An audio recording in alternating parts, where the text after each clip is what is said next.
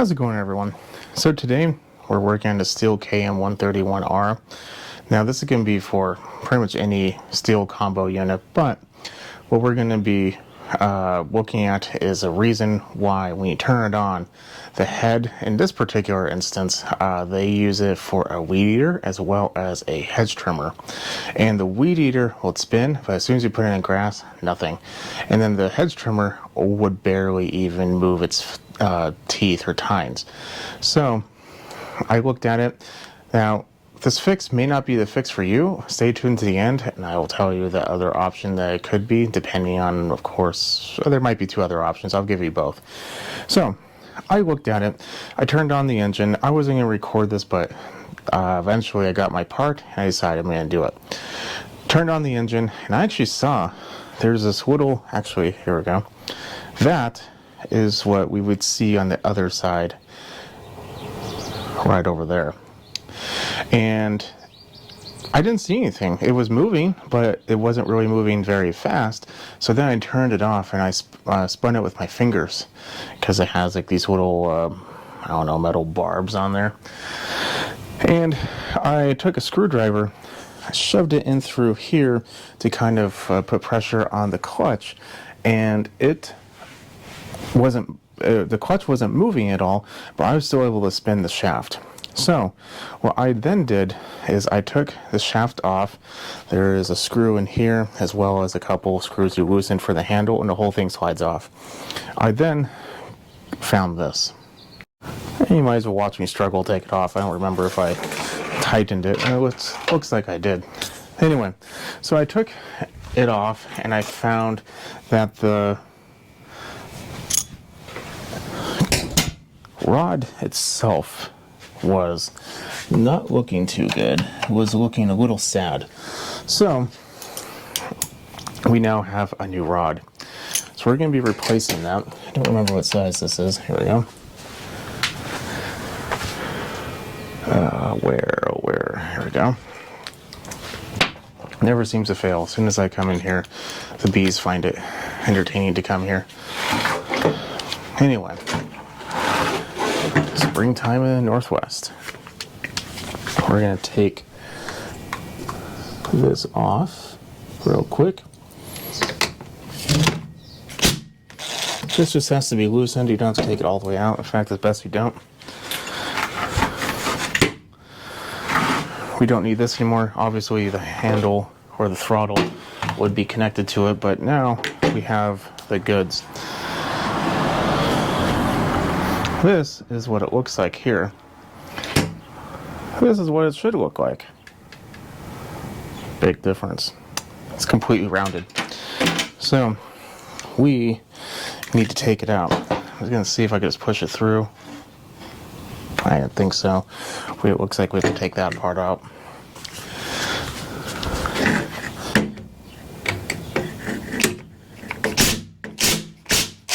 Yet again, you don't have to remove it all the way.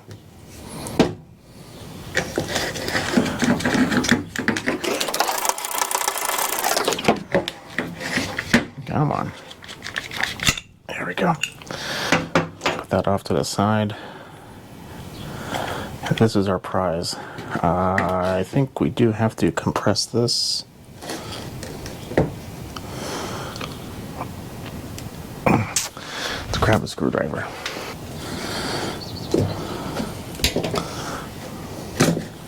Here we go.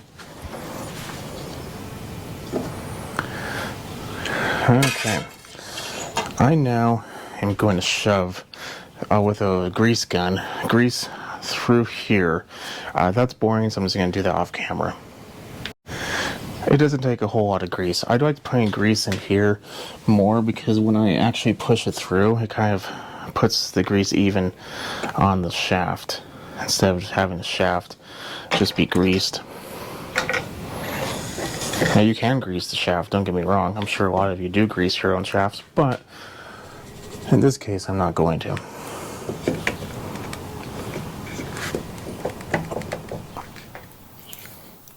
There we are. There we go. Need to click in all the way. And we're set. Now we just need to put this back on It only goes in one way. I'm going to tighten it up, and then we will give it a quick test. Yeah, I guess you can watch this too. So, if you do take it out all the way, there's a captured nut in there that you have to make sure you push in through a little groove. And if you don't do that, it will just spin.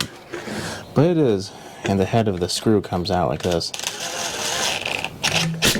Now, I've had to replace a few of these because someone decided that that should be like uber tight. It doesn't need to be uber tight. It just needs to be secure. That's it. So don't go all crazy on it.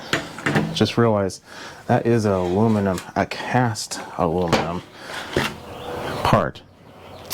You're asking for troubles if you continue to really tighten it too much. So now, let's shove this in here. Move my stand so I can have a good angle.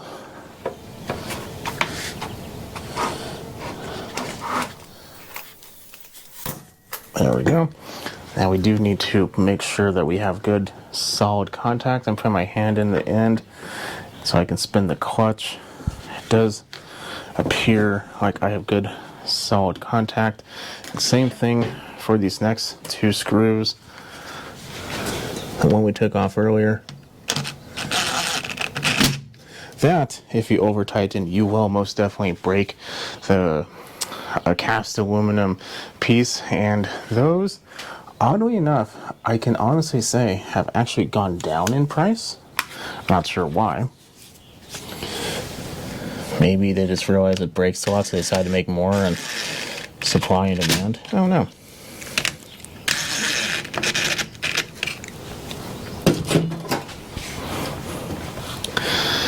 Okay, what I need to do is I'm going to put you right about here, and I don't have a head for this, so it's really hard for me to test it fully. The story behind this is going to go when the person comes over to pick up their machine.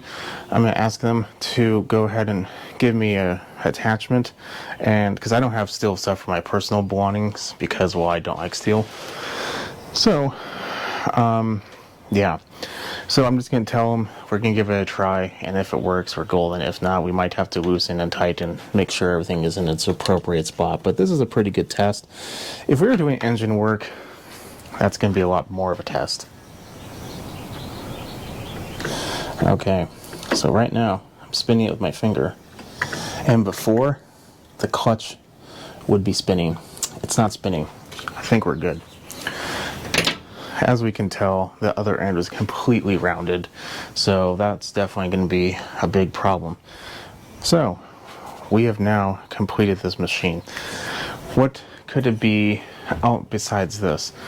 So in here, the little clutch drum that we were shoving a screwdriver in, if you were to take off this piece, there's a screw here, here, and on the bottom, and then you also probably should remove the shaft beforehand.